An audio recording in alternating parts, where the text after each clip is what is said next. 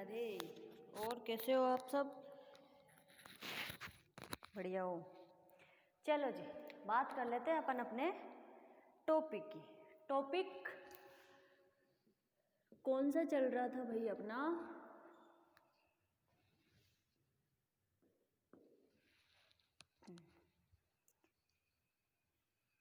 पिशुडो force के अंदर वेग ट्रांसफॉर्मेशन इक्वेशन अपन ने निकाली थी, ठीक है।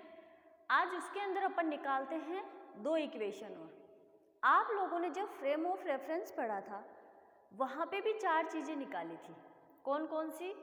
एक निकाली थी पोजीशन ट्रांसफॉर्मेशन इक्वेशन, सेकंड निकाला था पोजीशन वेक्टर से velocity transformation equation, velocity transformation से टी के सापेक्ष अवकलन करने पर आपने क्या निकाला था? Force transformation acceleration transformation equation. Acceleration निकालने के बाद आपने m से मल्टीप्लाई करके क्या निकाला था? फोर्स ट्रांसफॉर्मेशन इक्वेशन निकाली थी। आज अपन बात करेंगे जो चार चीजें अपन ने पीछे निकाली थी वो ही अपन क्या करेंगे यहाँ पर निकालेंगे, ठीक है।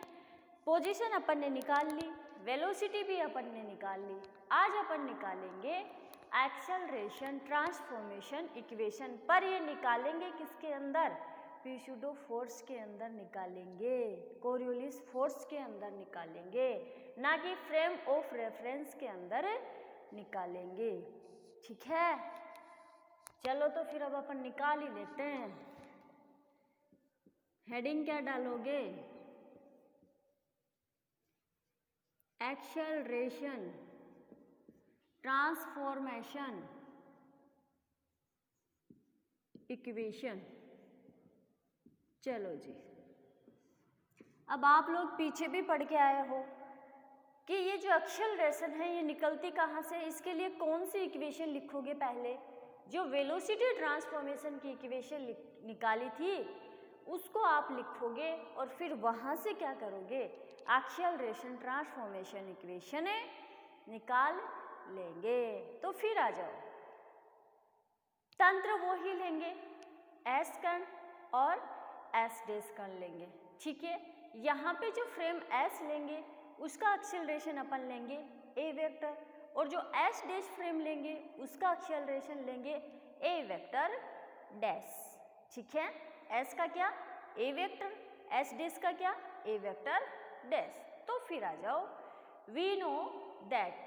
What is we know that? क्या जानते हो आप लोग? हाँ जी, जो अपन ने पीछे वेलोसिटी की इक्वेशन निकाली थी ना वो लिख दो।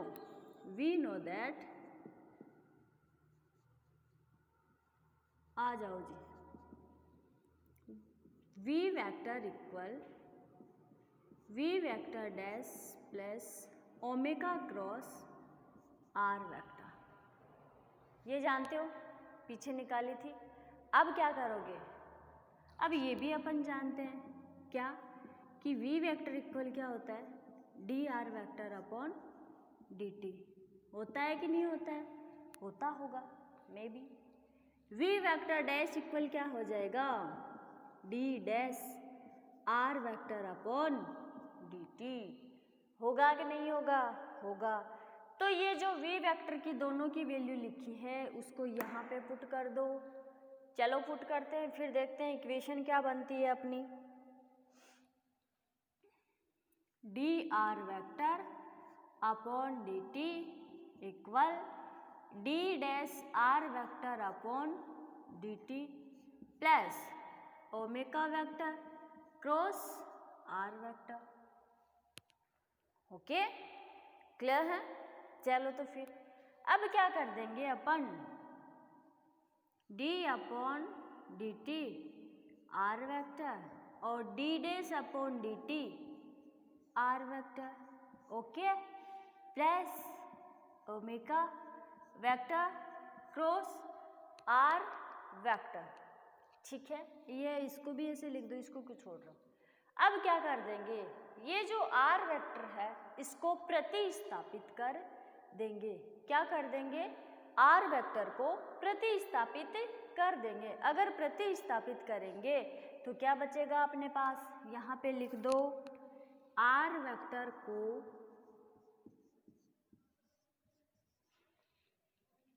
प्रतिस्थापित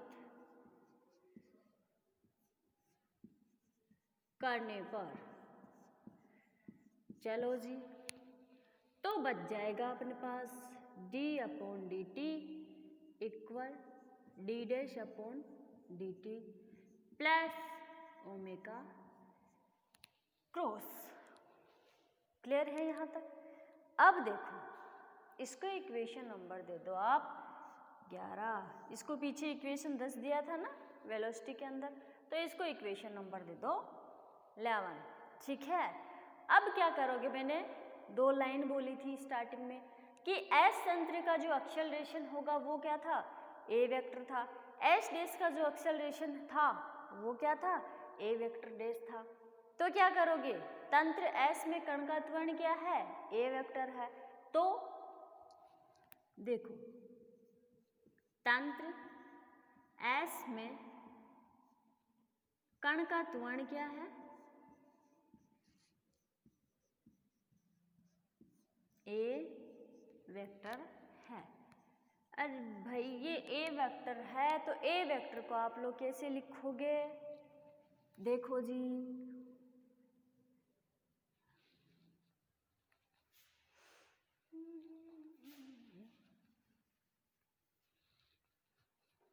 ए वेक्टर को यहाँ पे लिख दो आप लोग। चलो ए वेक्टर को लिखोगे d square are vector upon D t, लिखोगे, लिख देंगे। तो क्या कर लोगे आप, a vector equal d square upon D t r vector कर दिया। अच्छा ये फिर ऐसे कर लो आप लोग, इसको देखो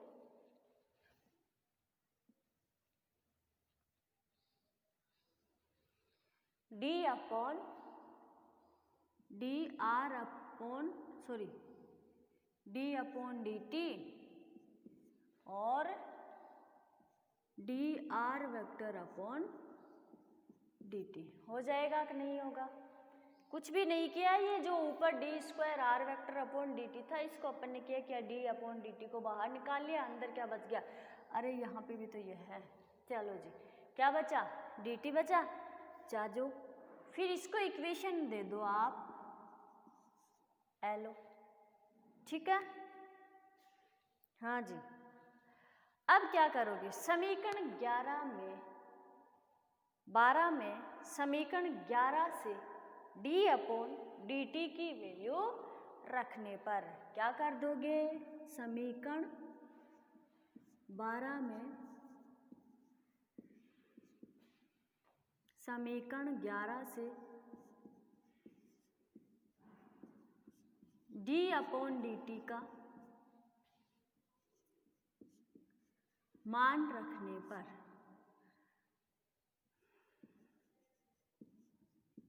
चलो रख दो, क्या आ जाएगा, a vector equal d upon D t है, ये वैल्यू रख दो, तो क्या आ जाएगा, d dash upon D T plus omega vector cross रख दिया। अब फिर से क्या कर दोगे, यहाँ पे भी तो डी अपॉन डी टी है तो इसकी फिर भी वैल्यू रखो, इसकी वापस ये जो ये डी अपॉन डी टी है इसकी जगह भी वैल्यू रखो, तो D dash upon D T plus omega vector cross are vector लिख दिया। अब क्या करोगे आप लोग, देखो ए वेक्टर अपॉन क्या कर दोगे इसको इससे मल्टीप्लाई करेंगे, क्या कर दोगे, इसको इससे मल्टीप्लाई करोगे तो अपने पास क्या इक्वेशन बनेगी, देखो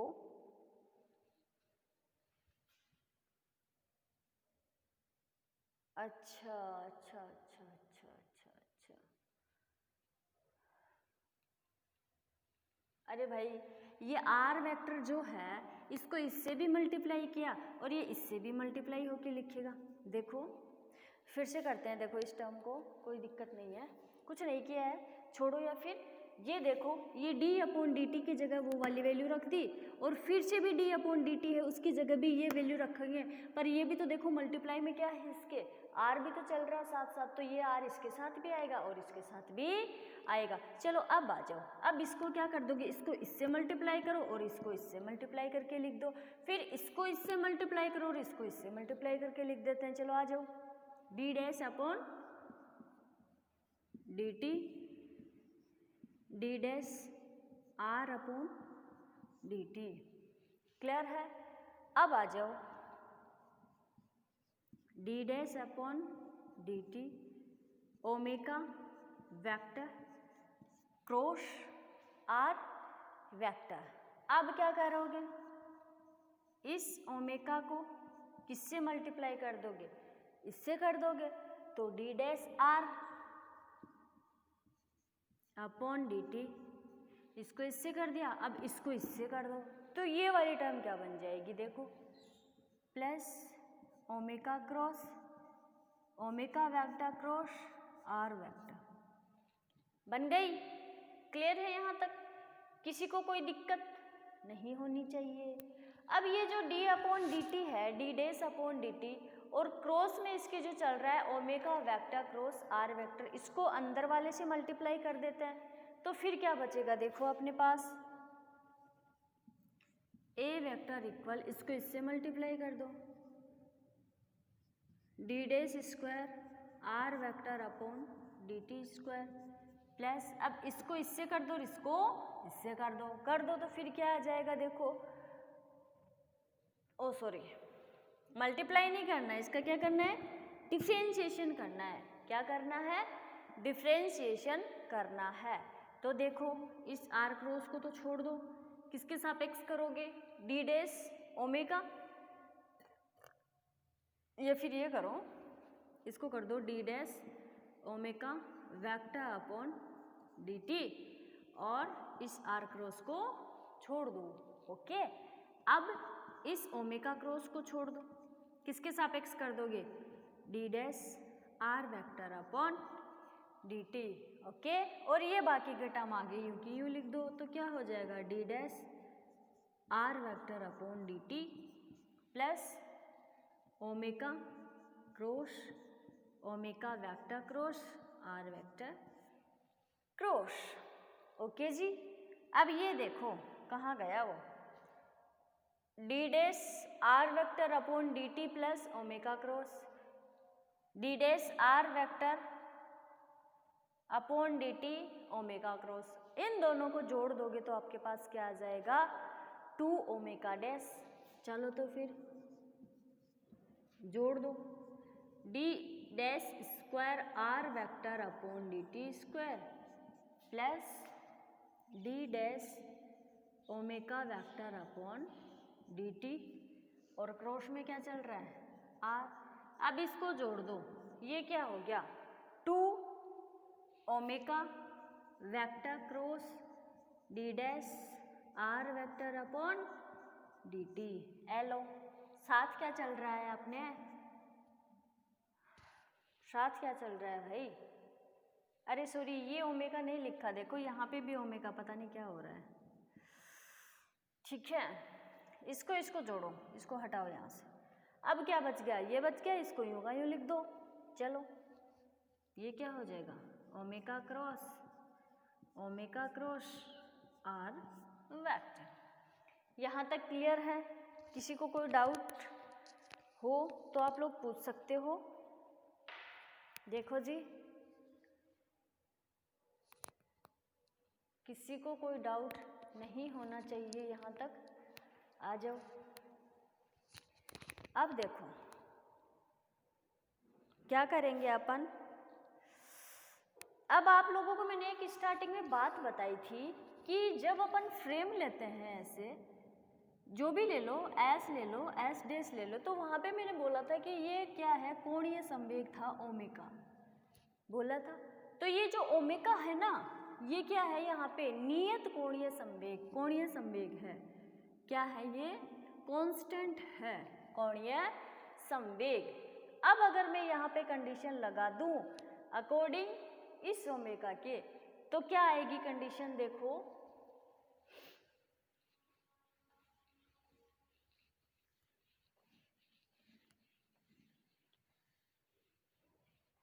आ जाओ जी, कंडीशन लगा देते हैं according to omega.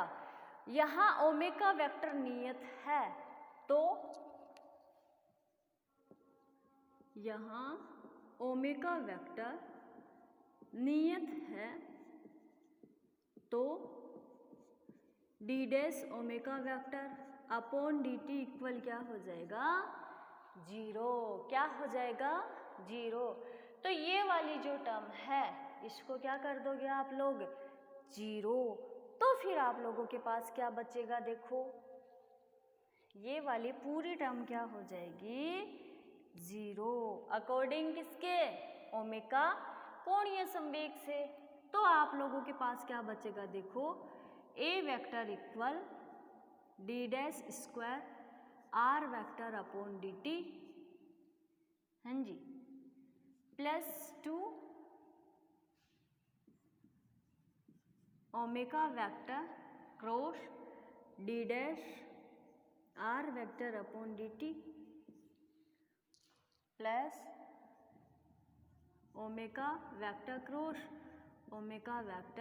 Cross R vector. ये बच गया, यही बचा। यहाँ से अगर ये वाली टर्म 0 हो जाएगी तो ठीक है। अब आप लोग जानते हो कि d dash r vector upon D t equal क्या होता है, वी वेक्टर डैश होता है। ऐसे ही d dash square are vector upon D t square क्या होता है, ए वेक्टर डैश होता है। ये क्या कर दिया, अच्छा ठीक है जी, ओके, यहाँ तक क्लियर है। तो अब अपन क्या कर देंगे, देखो यहाँ पे वैल्यू पुट कर दो, तो क्या होगा, a vector equal a vector dash +2 omega vector cross v vector dash. और ये ओमेगा जी क्या कर रहे हैं, साथ चल रहे हैं, ये तो पीछा ही नहीं छोड़ रहे, पकड़ के ही बैठ गए हैं। चलो एलो, ठीक है। अब क्या करेंगे अपन लोग, देखो ये जो ए वेक्टर है, ए वेक्टर डैश है, इसको इस साइड ले आओ, तो ये पूरी टर्म किस में हो जाएगी, माइनस में हो जाएगी। तो a vector -2 omega vector cross are vector minus omega vector cross are vector, ठीक है। ये अपना क्या आ गया, प्यूसुडो फोर्स से, आभासी बल या छद्म बल से अपन ने त्वरण निकाले लिया।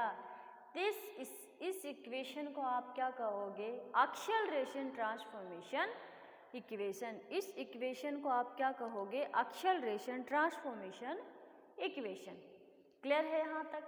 इसका इक्वेशन नंबर दे दो 13। अब ये जो एक्सेलरेशन मतलब ए वेक्टर डैश अपन ने जो निकाला है, अपन आगे क्वेश्चन करेंगे, मतलब डेरिवेशन करेंगे, उसके अंदर अपने ये वैल्यू अपने को वहाँ ज़रूरत पड़ेगी। तो ये जो त्वरण निकाला है इसको आप याद रखना, ओके जी। इक्वेशन 13 क्या कहलाएगी, घूर्णी निर्देश तंत्रों में त्वरण रूपांतरण समीकरण है। इक्वेशन 13 क्या कहलाएगी, घूर्णी निर्देश तंत्रों में त्वरण रूपांतरण समीकरण है। क्लियर है? अब आगे अपन निकालेंगे बल रूपांतरण समीकरण, वो फोर्स ट्रांसफॉर्मेशन इक्वेशन। आ जाओ जी, वो किससे निकालेंगे, इसी जो त्वरण की इक्वेशन निकाली है ना, इसी से क्या करेंगे अपन, फोर्स ट्रांसफॉर्मेशन इक्वेशन निकालेंगे। तो आगे अपनी हेडिंग क्या होगी, फोर्स ट्रांसफॉर्मेशन इक्वेशन। आ जाओ जी,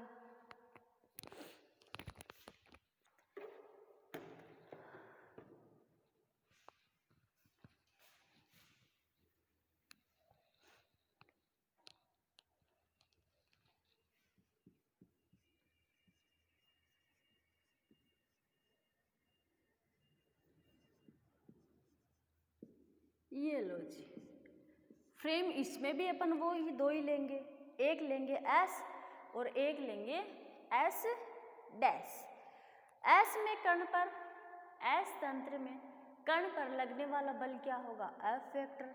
वैसे ही एस डैश में कण पर लगने वाला फोर्स क्या होगा, एफ वेक्टर डैश। जैसे अपन ने एक्सेलरेशन के अंदर बोला था कि एस तंत्र के अंदर कण पर लगने वाला त्वरण कौन सा होगा, ए वेक्टर, और एस डैश तंत्र में कण पर लगने वाला त्वरण क्या होगा, ए वेक्टर डैश। ऐसे ही अपन यहाँ पे बोलेंगे कि एस तंत्र में कण पर लगने वाला बल क्या होगा, एफ वेक्टर होगा, और एस डैश तंत्र में कण पर लगने वाला बल क्या होगा, एफ वेक्टर डैश। अब अपन निकालेंगे कैसे फोर्स, इस ये जो एक्सेलरेशन की इक्वेशन आई है इसी से अपन क्या करेंगे, फोर्स निकालेंगे। तो फ्रॉम इक्वेशन 13 लिख देना, लिखी हुई है नीचे। यहाँ कण का द्रव्यमान m है, तो प्राप्त समीकरण को अपन क्या कर देंगे, देखो जी, लिख दो इसको, थोड़ा ऊपर ले लो। A vector dash equal a vector minus 2 omega vector cross are vector minus omega vector cross are vector. ये इक्वेशन 13 थी। अगर यहाँ कण का द्रव्यमान अपन मान ले m, तो प्राप्त समीकरण को m से क्या कर देंगे, गुणा कर देंगे। तो देखो यहाँ कण का द्रव्यमान m है, तो प्राप्त समीकरण को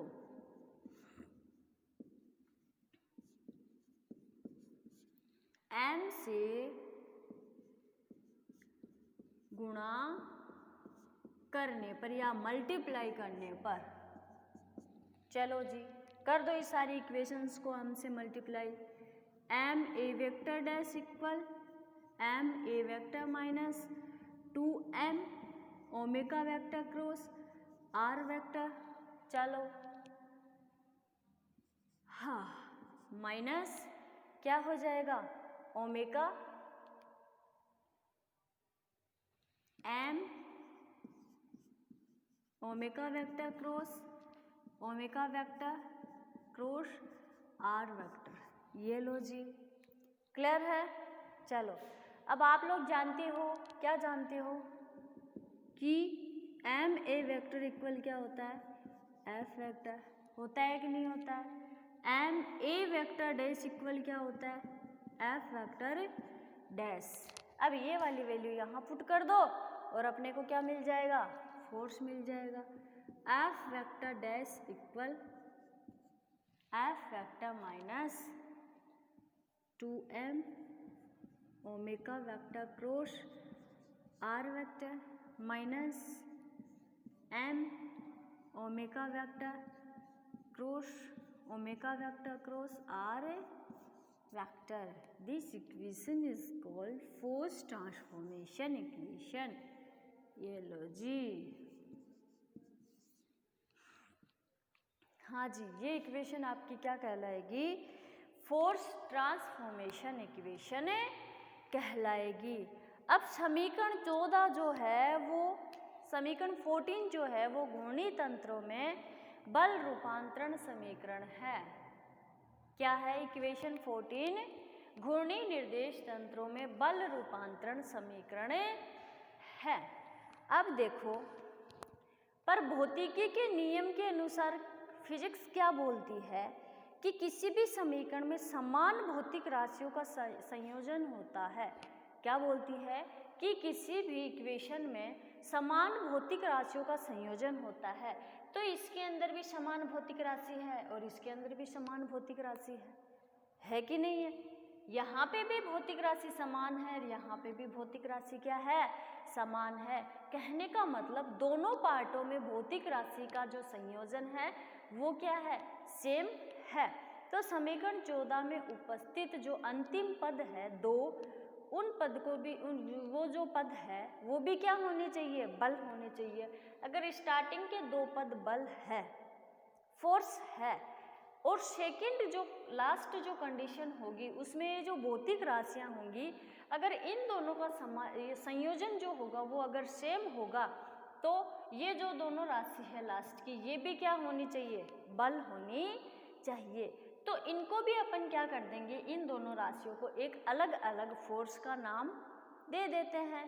तो देखो -2m omega vector cross are vector, ये क्या हो जाएगा -m omega vector cross are vector. ठीक है जी, इसको अपन क्या नाम दे देंगे, ये जो दो राशियां हैं इनको अपन क्या कर देंगे, नाम दे देंगे किसका, फोर्स का। इसको बोल दो एफ सी वेक्टर और इसको बोल दो एफ ए वेक्टर। अब ये जो एफ सी वेक्टर है इसको आप क्या बोलोगे, कोरियोलिस फोर्स। क्या बोल दोगे इसको, कोरियोलिस बल। और इसको क्या बोल दोगे, अपकेंद्रीय बल। ये लो जी, ये लो जी। ठीक है, ये अपन ने जो पीसीडो फोर्स से 4 चीजें निकाल ली। कौन कौन सी, एक position transformation equation, second velocity transformation equation, third acceleration transformation equation, fourth force transformation equation. ठीक है, यही अपने को क्या था, निकालना था या फिर प्रूफ करना था। क्लियर है भाई सबको। अब नेक्स्ट टॉपिक की अपन बात करेंगे अपनी नेक्स्ट क्लास में। थैंक यू, जय श्री कृष्ण।